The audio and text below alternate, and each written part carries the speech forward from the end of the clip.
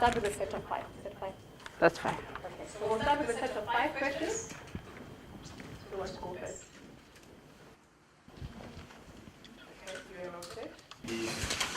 Speaking and commenting from perspective here, uncertainty. I think there are many issues that affect the African us as for instance, it has been very easy to just simply say we forgive the previous colonizers or white people and whatnot. But amongst ourselves, one mistake we may keep you in a corner forever and never forgive you. And it happens on so many levels, from your local classes to your suburbs to business spaces, on many levels. And that also affects our progression. And the other thing is that why are we disassociating ourselves from the leadership, from the political leadership as a matter of fact? Why would we simply point out to a leader and say, this particular leader is corrupt, and not understanding what it is? He or she who addresses the king addresses himself. So it's as if we are not contributing towards a collective consciousness, if I may say so, or a collective consciousness. We see ourselves as individuals. We don't see, for instance, if a certain president or if a certain leader makes a mistake, you simply see yourself as much more better. You would have done better than him. I mean, it has happened on many levels. Even also, you say, Bafana are playing nonsense. But the pattern continues from a minor level to a higher level. To a certain extent, some will say, get on the ground, let's see what would you do and if you were afraid. This self-criticism that we have and that the unforgiveness towards ourselves, I think it adds on to the impact that makes Africa to be less progressive. And the other thing, lastly, it's a matter of we've seen much more of male leaders, and what if we were to have an experience of female leaders? I mean, we've seen we've seen for instance, I come from the African fraternity. Say, for instance, husband and wife were invited to a United Nations gathering. You find men would be dressed up in suits, and you find a woman would be dressed up in locally made clothes, which generally empowers the community as it is. So how about we see a different version of this? We've been seeing this from the right side only. We've never seen, if I may put it in that anecdote, we've never seen the left-handed side of things. We've never seen how a woman might handle a country or might. Maybe we've seen it with Liberia, and I think that's the only example that I may think of on the African continent. Malawi. Yeah, that's about it. Yes. So mine is a clarity seeking question. Oh, it's no longer a comment. Okay. But to my thing is a comment. Let me just start with set clarity. You judge whether it's a comment from me. Your question says, is it possible for leaders to ascend to the heroism status, right? Mm. I think it presupposes that the African citizenry is uniform, is the same. Let me give you an example. We have our own Hlaudi in South Africa. Like we said we are speaking leadership beyond politics. Yes. Yeah. Hlaudi is a hero to many. You spoke about one indicator of being a hero, being to act even in the face of opposition. You know, the courage that Hlaudi has, for many people is a hero. When he wakes up one morning and says, 190% content. For many South Africans, particularly those that are artists, because they've got a direct benefit to that decision, they see him as a hero. But most of us in society, myself included, I felt that was very reckless because the man does not believe in research. I'm sorry if I'm offending any of you guys. The man said on many platforms that he does not believe in research, these things take time and so on. In whose eyes, this is the clarity I want to understand, in whose eyes, when we say when you say, is it possible for our African leaders to ascend to that status, in whose eyes, in which lenses are we using? Because even if we speak about Mugabe, or even Mandela for that matter, there was a time when Mugabe got the honorary doctorates from the West, because the West, to an extent, during that timing in society, you know, they felt that was a hero, and they influenced the manner in which us as Africans as well viewed this person. So I'm saying, in whose eyes, is it based on the diet of information that we get fed from the West or from external parties? Because even within us as Africans, there's no common definition of a hero because of the diversity within the citizenry. And so that's the clarity before I make a comment, because I've got very strong views on this. And I want to make sure that I don't off-ramp before I Okay. Next one. No, thank you.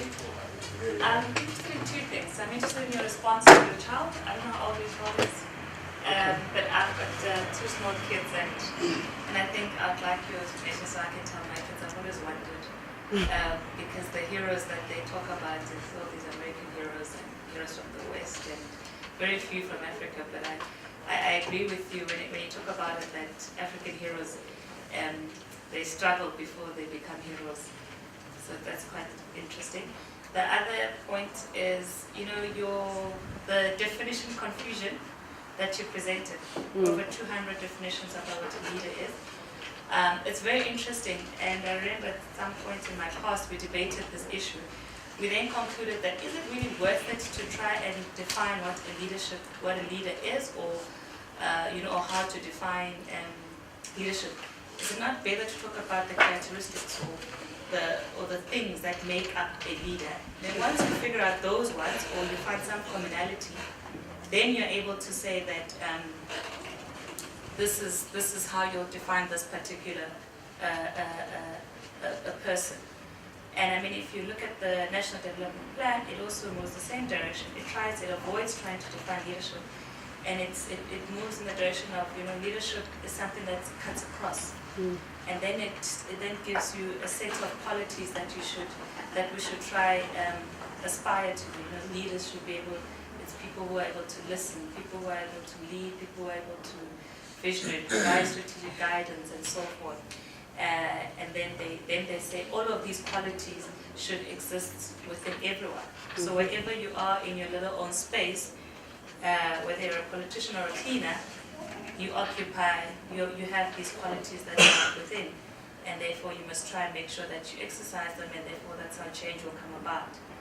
Because if we just try and all of us are clear on one common definition of what leadership is about, we might end up being confused, and especially in the world of politics, you can end up being confused even further, because there's democratic leaders, there's transformative leaders, there's radical leaders, you know, so yeah, so those are all my 2 cents thoughts.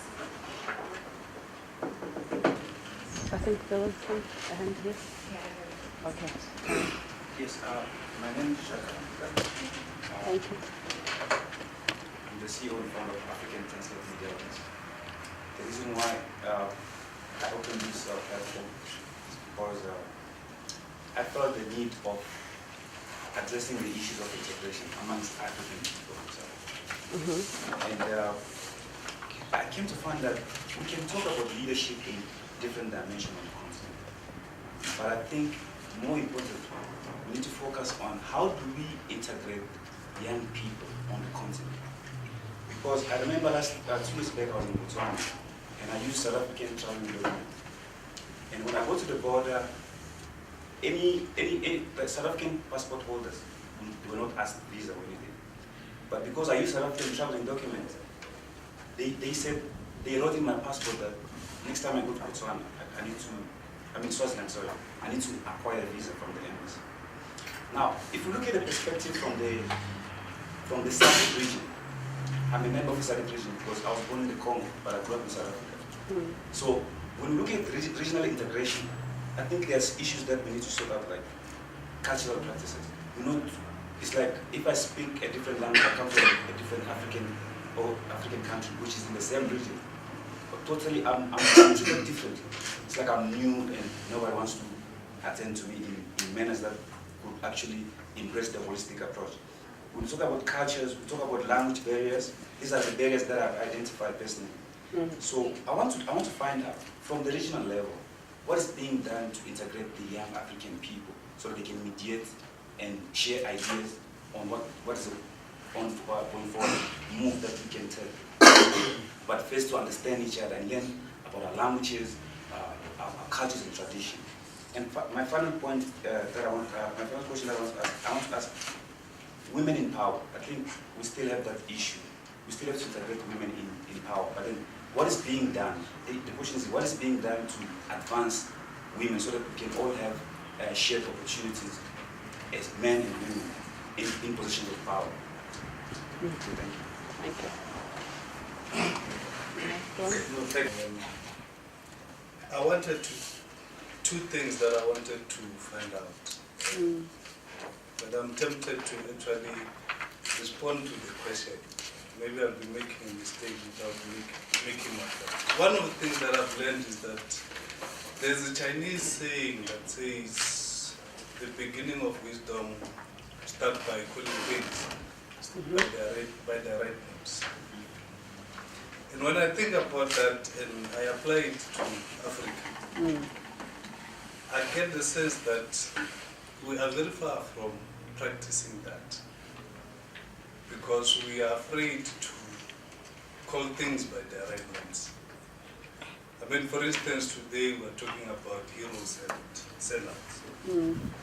I had thought that through this discussion we'll be wiser in terms of the heroes that would have universally agreed upon as our heroes, as African thought leaders and so forth, whether we're using the context, the current context in South Africa or in any other African country.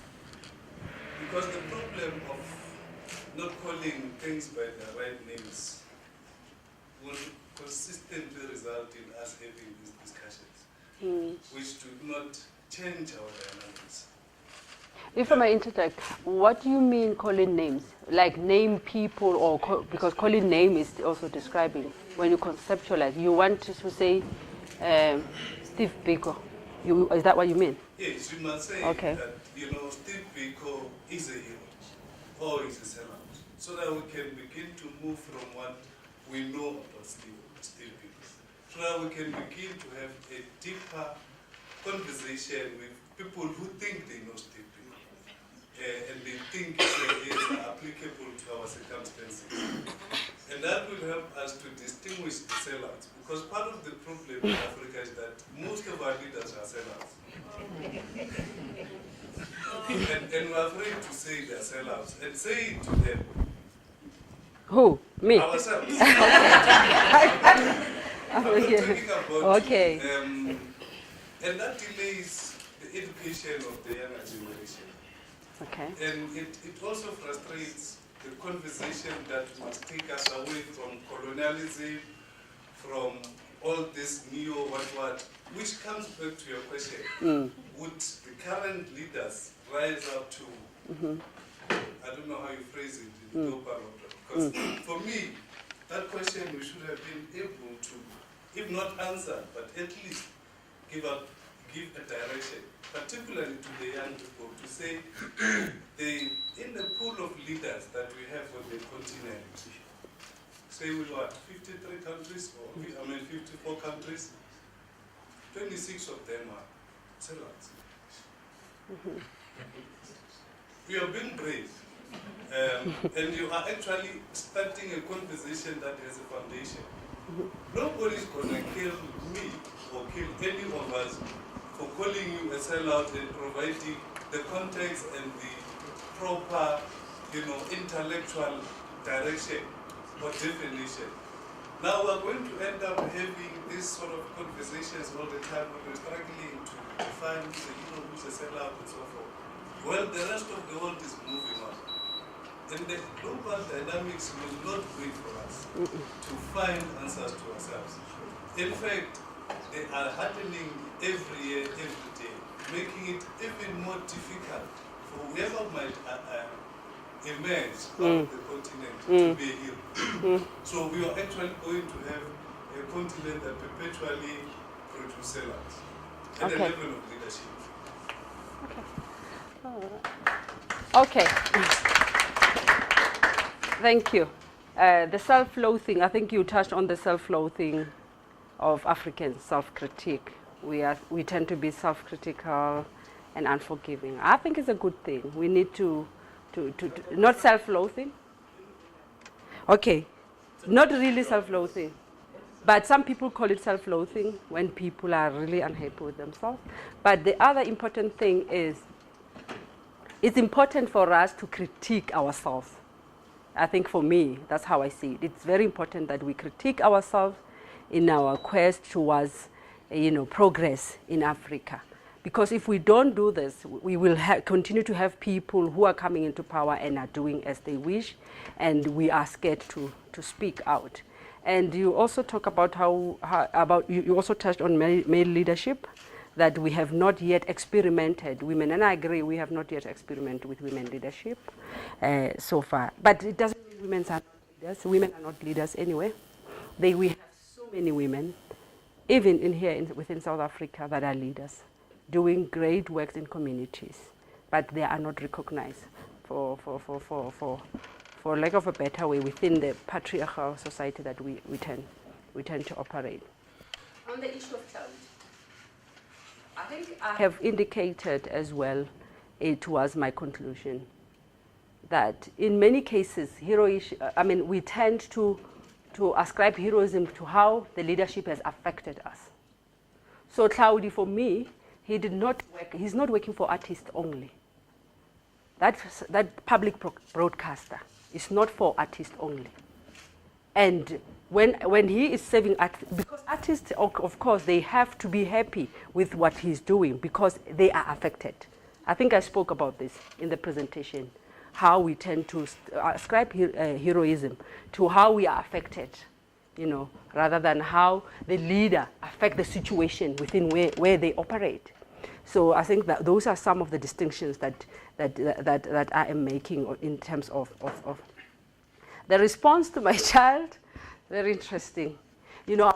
What I said to her, I said, when we grew up, there was colonialism in this country and apartheid. And Africans were never in political leadership, like in parliament. And during that time, to be a teacher, it was a big thing. During that time, to be a school principal, it was a big thing. But right now, we are devaluing, ever since we assumed these political offices and this. Now, even little things like teachers, those heroes that are our teachers, and in terms of teaching a child to read, even A, B, C, D, at that stage, when we reflect back, how much does it take for you for a child to learn the syllables, to learn alphabets, and to be able to write? For us now, ever since we occupied this kind of leadership, no one wants to be a teacher. Many of us don't want to be a teacher. In fact, we are struggling to get teachers in many spaces. So I was showing her how the whole system of subjugation and oppression has also affected how we think and how we see certain things. Right now, the aspiration for any young person, when they think of leadership, is to be in parliament. They want to be there. They want to see themselves being a Malema. They want to see themselves being a Jacob Zuma. So other aspects of leadership that we have, we tend to mask them. So I was trying to show her. I didn't really point to her about who are the actual heroes who have not shed blood. And you also raised a very important, is that someone talked about, pardon?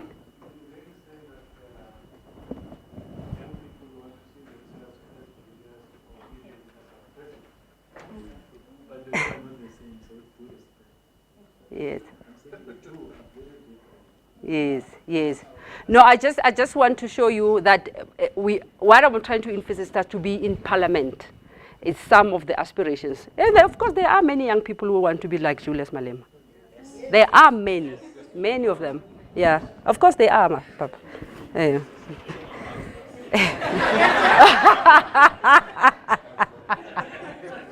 Right here in this hall, you mean? So integration, how do you integrate? Someone asked about integration. How do you integrate leadership, language barriers, culture? Okay.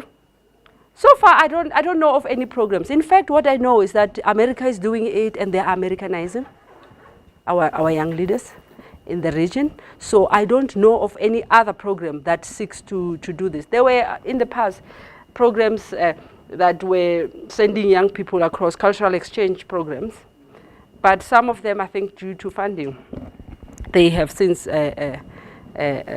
stopped or they're no longer in function. And also you are very right around the issue of language and how, and that does not happen to you only. If I go to Eastern Cape, where they speak Xhosa, and I speak Sepedi, I still experience the same thing. It's not really about that, because I still, even the way, as soon as you start to speak and they can realize that you cannot speak their language, you still feel what I feel. If I go to Venda, I still feel what you feel. And I think you are right in terms of the language barriers that we have, and yet we are not doing anything. Institutions such as Timali are trying to do those kind of things as well. So you are talking about naming, calling things by themselves. Reminds me of Ramon Grossvogel, because he believes, I thought you were talking about naming in that context, where you are not scared to say not a university, but a westernized university. He was talking about this kind of issues in very conceptual terms, that by just calling things what we usually call, somehow we conceal what is underlying and behind these universities. So if he says westernized universities, Wits is a westernized university, University of Fort Hare is a westernized university, Venda is a university, because of the kind of curriculum that they push. So you are actually unmasking what the name conceals. But with regard to naming, that's why I said in the beginning, if you came here thinking that you'll go away with someone, I want us to reflect.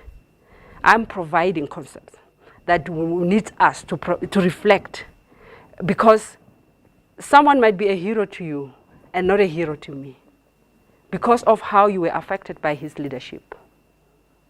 And someone might not be a hero for me. I have had several discussions with people, particularly on the character of Winnie Madikizela Mandela and how people view her differently. To some people, she is a hero. To some people, she's a sellout. You see, and those kind of discussions are also what led to us, to me, to think and ask the questions, and also to raise the issues that I'm raising about heroes and sellouts as well. Because for me, where I'm standing, I don't know how will I respond or react if I'm pushed to the limit. And here I speak of the many things that we see around ISIS, Boko Haram, and how they respond. So there are so many things that I have not yet experienced, because I don't know that when I experience that, if someone, you remember all of us, we also know about Izimpimpis when we're growing, right? When we're growing up. Those who are older at my age, who happen to be in that in the 80s, will know how people were called impimpis and they had to face necklaces. We don't know what causes people to react to such extremism. What level of punishment or what level of terrible things that happens to a person that pushes them to such extremism that the only response is to kill. Even now with the fees must fall. Where I'm standing, as much as I condemn what I see within universities, I also don't know what that push these young people up to this level of banning the schools? So this is something that I'm still trying to think about and reflect. And not that I am condoning the banning, but I want to understand, before I can condemn them, I want to understand what is it that pushes people to this kind of extremism. Thank you.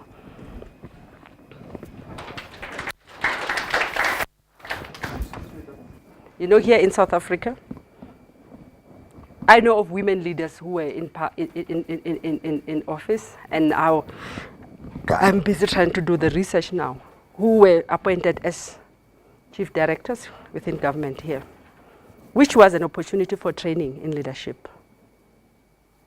But they became discordant bodies, reviled bodies within the system. None of them finished their term. 9 of them have not finished their term up to 5 years. And it's a long story of what happened and what is it that they're doing. So even within the academy, look at the female vice chancellors that we've had in KZN, here at 2UT. Just look at them and study. Did they finish their term? And what were the issues? So on that note, I don't think we have institutions that are working towards empowering women to become leaders within a patriarchal system that we have, to be able to operate within this. And also, I don't think we are doing enough in terms of supporting them while they're in leadership. And therefore, wherever they operate, because we don't have a model of women leadership that people are working towards, aspiring to, we tend to have problems because they are being compared with, how are they are being compared with men as well. So in a way, that's why I said when I introduced the crooked room phenomenon is within feminist methodology. And it really talks about the stereotype and stigma that women face. As Africans, we say, while we discuss heroism and so on and so forth, we must also discuss power. Because I think the issue more than heroism and selling out, it's how we manage power that we will be heroes or sell out. So that was just my comments. Thank you. No, thank you. My name is Cyril Osile. So I would like to come back from your earlier comment that you made with regard to when you ask most of your students with regard to the dislikes and the likes of the African leaders. So it seems like we tend to forget that heroes are not born, are created. So as time goes on... Can I just clarify? We are not asking them what is it they like about African leadership. We are asking them what is it that they like about Africa. Yeah, the continent. Yeah. That's why I'm saying I include the issue of leadership because in order for Africa to be proud, it's all about leadership, how the leader and the people of Africa can participate within the African development and stuff like that. So that's why I'm saying that the Euros are created, they are not born. So now, when it's come to issue like that, I think, first of all, we have to wear the negative perspective and the positive perspective of our leaders. So how do you expect our leaders to be a hero, whereas their negative side, it's more higher than their positive side. Mostly, you see, when our leaders kill their people, more especially when you disagree with your leader, so you get medal. So are you going to regard such kind of a leader as a hero or something like this? Okay. Okay, my name is Tsepo Moyo, and I would also like to share with you my philosophy when it comes to leadership. I think this initiative was innovated because we have recognized that there's a problem, and then this problem, there must be something to be done. There must be something that needs to be done. And then I think on my side the problem is that our leaders, those who were leading during the struggle, they were focusing on political power. And when it comes to economic power, it was like every man for himself. That is why right now we have like CEO as the bonus of like 11 million and a worker who's underground in like 5,000. And then the very same CEOs do not groom their workers in order to empower themselves and create like economic wealth for themselves. And then for us right now, I think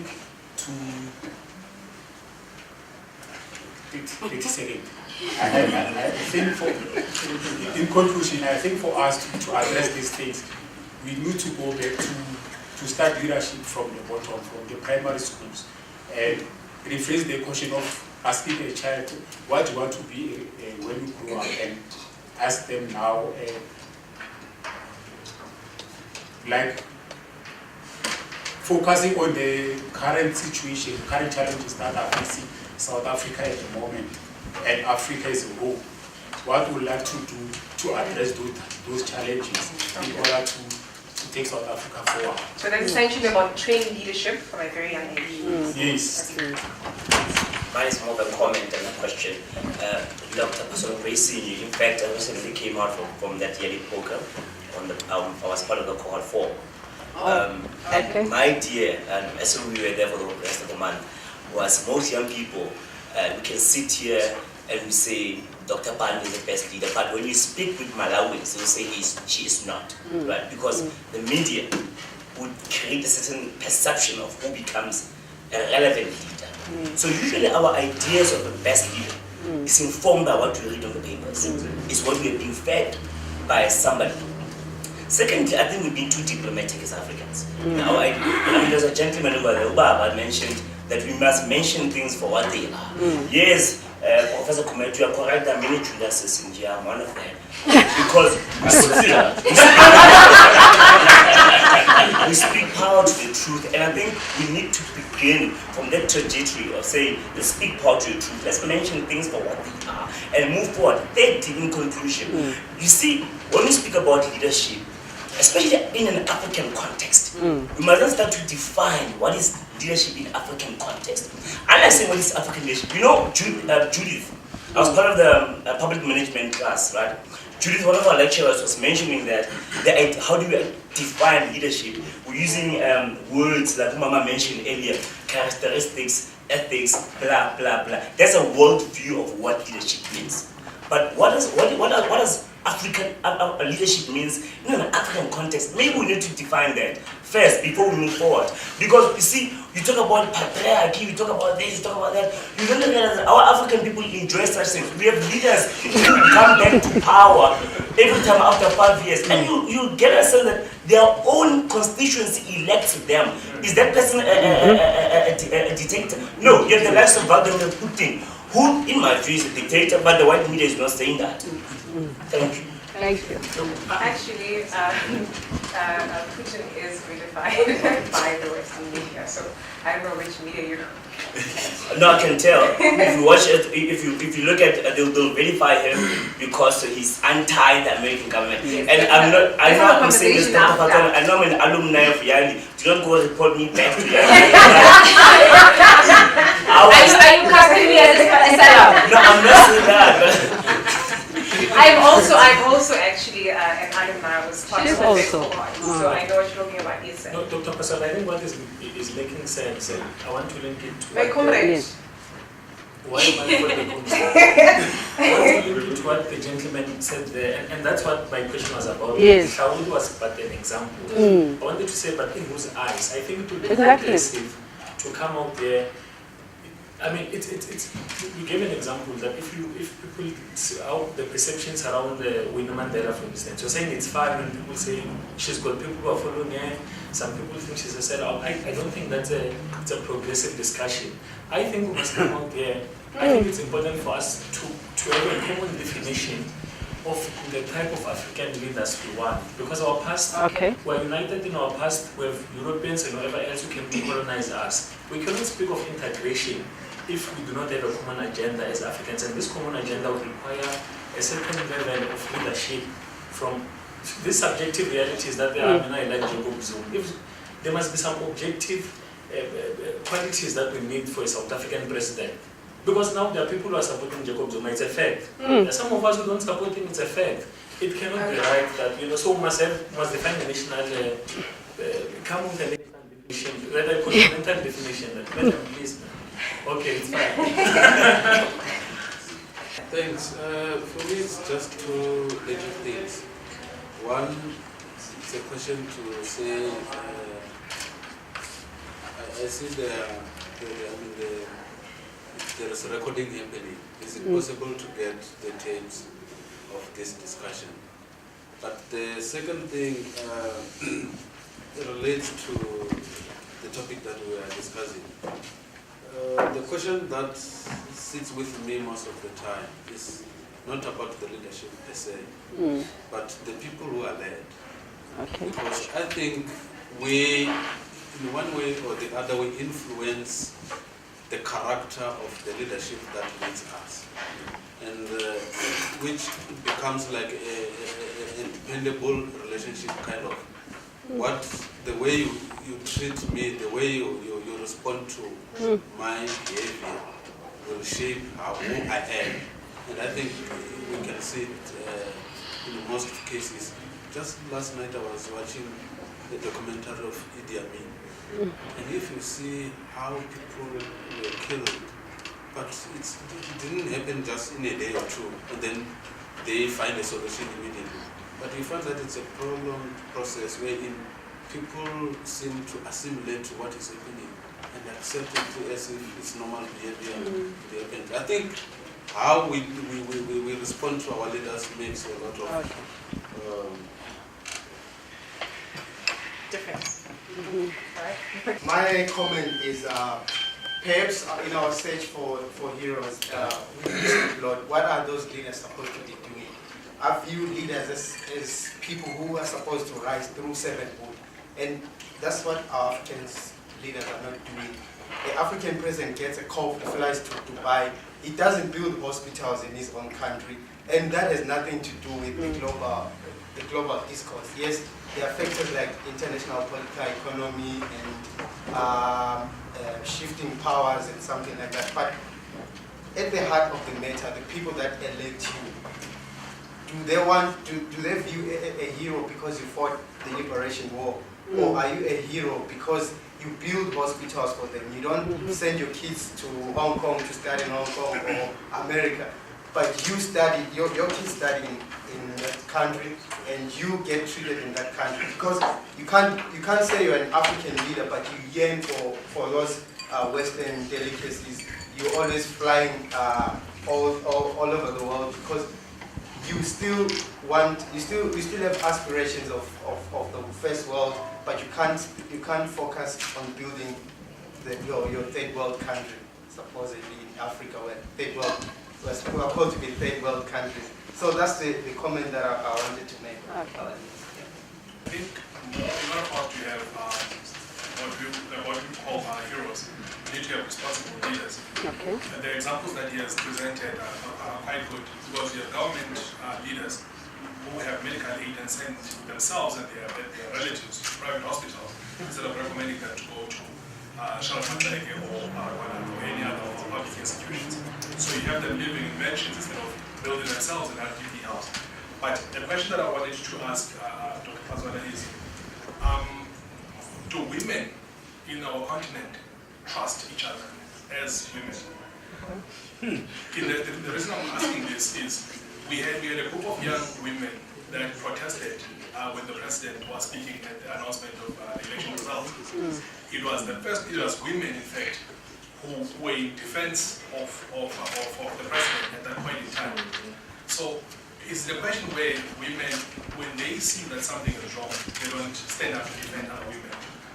This morning when I was listening to Morning Live, when there was an insight on Tulima 27, she said it was a group of women that nominated her to be the public protector. Are we in a position now, or are women in South Africa or in Africa nominating other women to be in leadership positions? Because there was a point in time, in the same conversation was had within the ANC, and the women in the ANC said, we don't think we are ready to have a woman president. So are women in Africa trusting themselves before we trust them as men?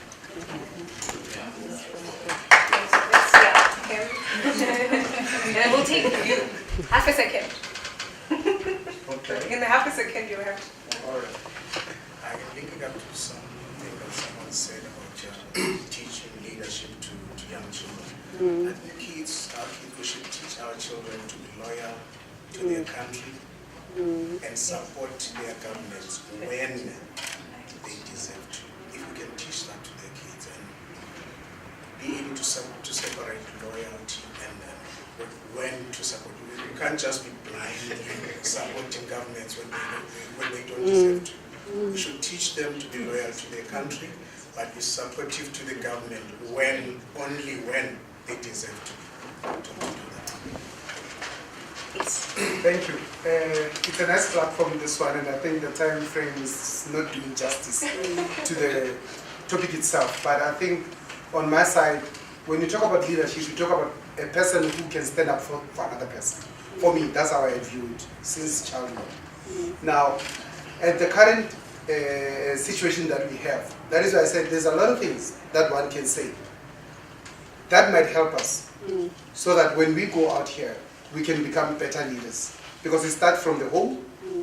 Anyway, I'm on the men's forum at work, and I tell most of the men, stand up, because men need to stand up not only for themselves, but even for their women, so that women can come into power, so that women can have positions at work, so that our girl child, when they grow up with the confidence to say that I can be whatever that I want to be in this life. Now we talk about men and women. What about people who are transgender, genders or whatever, those that we call with names? What about them? Where do they fit into the whole picture? Now, these are issues that have got a bit of a challenge when it comes to leadership, because they might have that characteristics of being a leader, but for the mere fact that the person is not male or female, is not defined in that way, then they are not able to rise up to that level. And of which this conversation at work, I say to most of the people, we should get rid of these toilets that are saying male and female. Because now we're making other people feel uncomfortable in an environment that should look after them. So for me, I'll say, if we can have another conversation on this level, because the religion even plays part, whereby black leaders are being viewed in a better. Please come next week. Next week's session touches on Afrofeminism. And I think partly will address the issue of binaries, right? Because that's a problem with binaries. And that's, interestingly, this dichotomous way of thinking is something that we've also inherited, right? Because actually, Professor Oyewumi actually debunks, the concept of, binaries in terms of gender within the African context. So, but we'll have a conversation about that next week. So you do come, man. Yes, I agree with Zanele. I think most of these things were comments, and I really appreciate the comments. Zanele talked about power, and yes, I agree with you. Power is a big part, because leadership is about exercising power and influence. So it's a big part of the whole corner. But we also, when we're dealing with power, we must also be careful that power is not fixed and seated somewhere there. It's fluid. And there are aspects of, there are situations where I can be powerful, and there are situations where I'm powerless. So we must understand how power operates as well. And I also like the idea of patriotism that someone raised, and of teaching young children about patriotism. In fact, that should be the starting point, because I think even when they rise to leadership, if they really love their country and they are very patriotic in some ways, they will be able to defend. But we have seen people who have sold at this thing of being patriotic, but at the end they fail. But also we must understand that people's priorities and preferences changes over time. We are not, people are not stagnant and fixed to particular ideologies. Over time, through engagement and interaction, people change how they view things. And who are we to stop them from changing from how they see how they saw things previously and how they are seeing things now? Because otherwise, then we are debunking the dynamisms of life. You know, so we need to understand people change in terms of their preferences, and sometimes the personal becomes more important than the political, or the political becomes important than the personal. So we must acknowledge this dynamism that happens with people.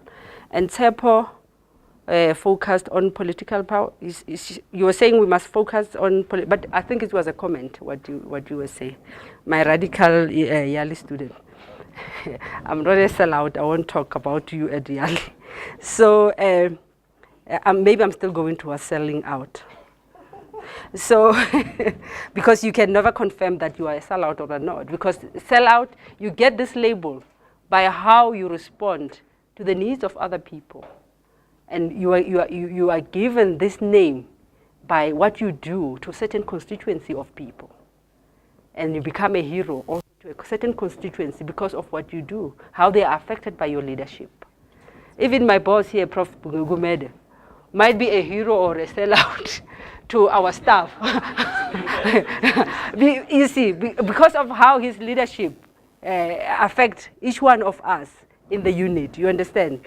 And some people might dislike him, but some people might like him. Yeah. So someone talked about, and I think we must also try to pigeonhole other people. We must be careful of pigeonholing. By this, I mean, I think you were the one who raised the issue, because I don't want to pigeonhole people and say you are this or you are not this. When we are talking about how we tend to say you are a hero, some are heroes. We cannot pigeonhole them and say they are only heroes. This one is a sellout. This one. Mugabe recently, where there was a statue that was supposed to be erected in Zimbabwe, a particular leader, and it was Robert Mugabe at the Heroes Act, and he refused that statue to go there because he perceived him as sellout. Yet, he has not died yet, but I can assure when he dies, he might go to the Heroes Act. So that's why I'm saying we cannot pigeonhole people, whether they are heroes or sellouts. How you are affected by a particular leadership, in many cases, and I agree with the consensus that is here, that we need to be able to define. Then we can be able to say, these are the categories on the African context that we want to use when we say someone is a hero. These are the do's and these are the don'ts. And therefore, that's the only time we can be able. But so far, we have not done that. And that's why you see people are heroes elsewhere to particular constituency, and they are not heroes to particular constituency on how. And I think the other important things you were talking about, the issue of colonialism, that we cannot blame colonialism. Someone said about that for some of the things. If we understand colonialism to be operating at the level of power, at the level of being, and at the level of knowledge, which is in the mind, then we will understand the operation of those leaders. Because if you have actually denied yourself humanity, you won't see any hospital in South Africa that can heal you, because your conception of humanity is somewhere else, in Europe, and you will fly. You will fly to Europe, because this is where you see how, that's where you see humanity is recognized. The humanity that is recognized is in Europe. And therefore you will fly to Europe. Even if we can build them, good hospitals here, as soon as you enter in and you find black people, because you don't respect the humanity of people yourself, and you are also black, you won't go into that hospital and think that you can heal. There are so many people around us who are not believing in the skills and the competencies of black people. And it does also include our leaders. So I think that's what I wanted to say on that. How we regard, or someone talked about constituency, how we seek a constituency, influence and dependence. We tend to to be dependent on our leaders, and it's us who influence how the leaders behave and what they do in terms, and in most cases, because of the patronage system, people that are around you are the ones who are elevating you. And in most cases, because they are close to the leader, they also have power to influence the society in terms of the narrative of the leader, because they have a project. Someone calls them the dinner table of the presidents. So if you are sitting at the dinner table, there's no way you can talk ill of the person when you are in the dinner table. So those are some of the issues that we grapple here with. Let's talk about LGBTI communities, and I thank you for raising that, because despite their competency, their knowledge and skills, public perception around these communities, they will never rise to power. We still have a long way. We still have so many countries in Africa that don't believe in them as well, and we somehow, I think if I didn't answer your question, during the interaction we can talk. I'd like to thank Professor Patricia McFadden, who's not here, who inspired the use of Maphinduzi.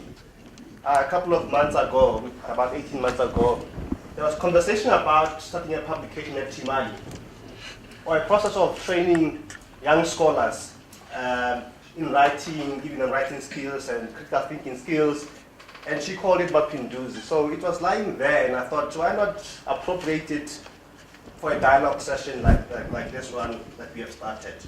I'm sure Prof. Gumede did tell you that Maphinduzi means revolution or radical change.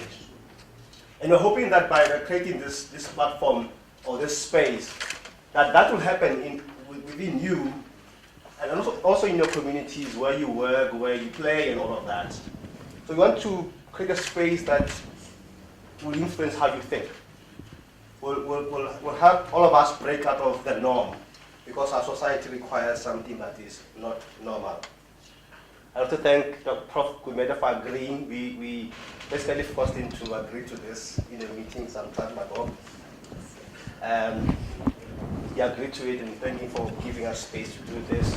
Thank you, Dr. Paswade, for agreeing to be the first one to go.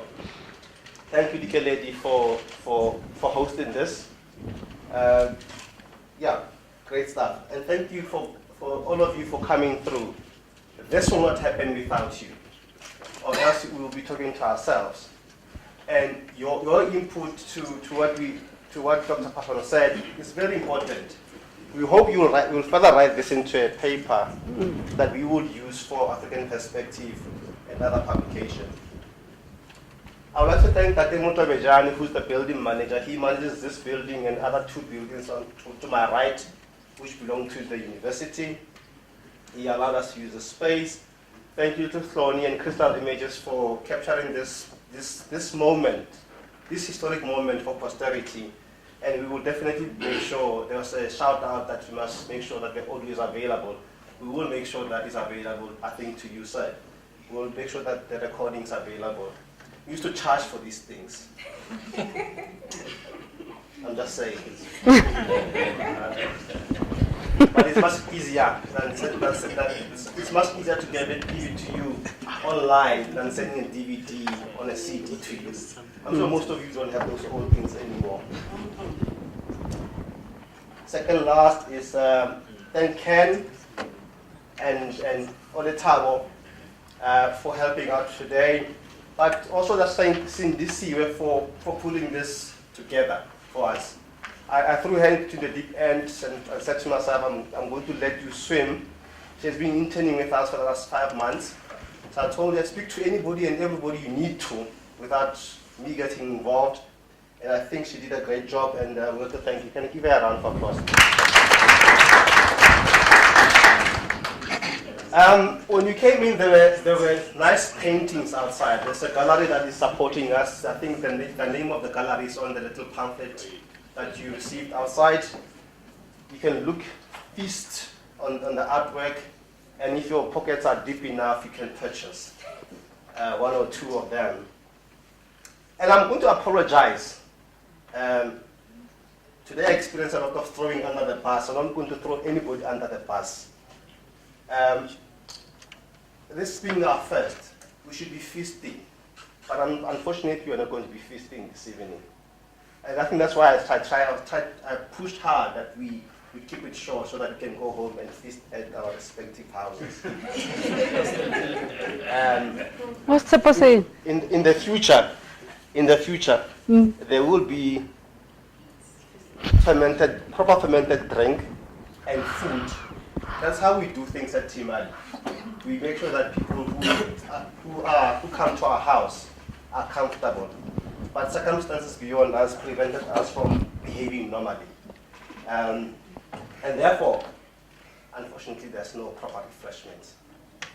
But, again, if your pockets are deep enough, Montpellier, I think, yes, were gracious enough to, at the last moments, to come and support us. They get it not for free, by the way. Capitalism rules. So they came to support us and do wine tasting, and you can purchase a glass at a fee. This will not happen again, I promise you. Okay?